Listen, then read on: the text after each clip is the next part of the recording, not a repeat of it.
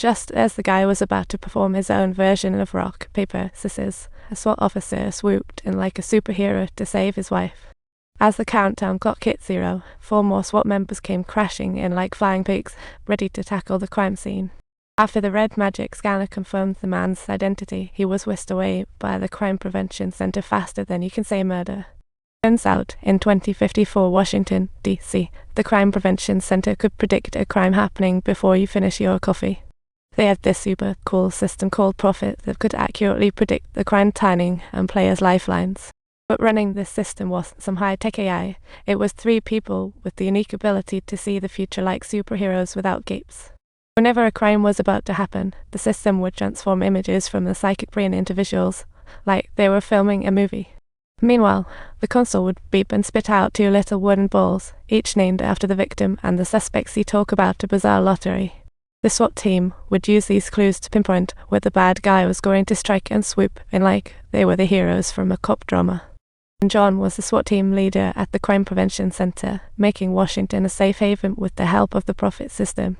For 6 years, there hadn't been a single murder in the whole of Washington, and now the Crime Prevention Center was gearing up for a nationwide makeover. Talk about a glow-up. However, the Justice Department was skeptical about the Profit system's safety, sending in Agent Cullen for a field trip. Cullen's main doubt is the legal logic of Crime Prevention Center, arresting before crime. That's unjust. Arresting people early made it impossible to verify the Profit's predictions. Talk about a trap. When confronted with Cullen's doubts, John simply and casually threw the small wooden ball in his hand, which immediately led Cullen to change the direction of his skepticism. He had absolutely no doubts about the Prophet's ability to foresee the future. But Cullen believed the real key to a system's success was the people, and someone like John, with his emotional baggage, could be a ticking time bomb. 6 years ago, John took his son Sean to the public pool. Just when they were having a breath-holding contest, poof, Sean went missing, like a magic trick gone wrong. The incident burdened John emotionally. He escaped reality by working hard and used drugs at night to ease his longing. Just as John got lost in his memories, the psychic Agatha suddenly opened her eyes. Confused, John waved his arms in front of Agatha, but the next moment, she jumped out of the water like a dolphin.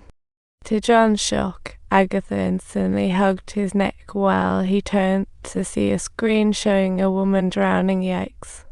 It was John's first time witnessing such a bizarre reaction from a Prophet, and he wondered what on earth this was all about. After digging through old case footage, John realized the case had happened before he even started typical, and the footage didn't match what he had just seen. So, John kicked off a treasure hunt for the clip Agatha had shown him. So, John headed to the holding cells where past prisoners were kept, like power banks in Dream, and no crimes had actually happened. With the help of the chief officer, John quickly tracked down the murderer from Agatha's clip. But searching the footage in Dream chambers, they failed to find Agatha's morning projection. Even Anna's victim info was nearly erased. John had to copy footage from the other 2 psychics. He saw clues from Old White, the initial case officer, who ignored John's queries. The only thing he cared about was where Agent Cullen was. He couldn't afford to have any issues pop up. Just as the chief feared, Cullen sneakily entered John's place, and the drugs scattered on the table blew his cover. Oh no. But John's problems didn't stop there. Right after he had just returned to the lab, a yellow ball symbolizing a murder case immediately popped up in the machine. To John's shock, when he pulled up the footage of victim Leo, he discovered the killer was himself. He didn't even recognize this man, as he was trying to wrap his head around it. The ball that represented the killer rolled out of the machine, and John rushed to grab it before his team could. He quickly confirmed the Prophet system footage, unable to believe his eyes. According to the Crime Prevention Center's guidelines, he could now be classified as a murder. Talk about a plot twist. John was convinced he could never commit murder. Determined to clear his name, just as he entered, Cullen suddenly blocked him in the elevator. "Let me out, I just want to see that red ball." Just as Cullen finished, alarms blared through the building. His team must have spotted the footage on the big screen. John swiftly exited the elevator and got in his smart car before other SWAT arrived.